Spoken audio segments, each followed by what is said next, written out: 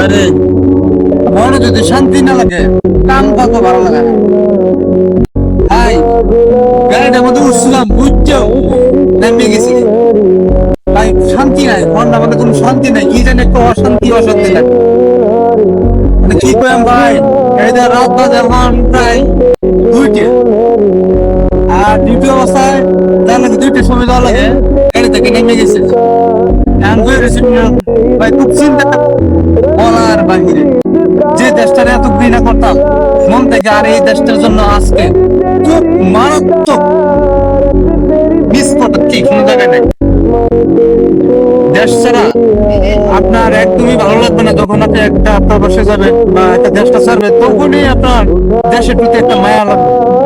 আর এর আগে দেশের প্রতি আপনার প্রচুর ঘৃণা, প্রচুর অভিযোগ, প্রচুর অভিমান দেশের প্রতি থাকে।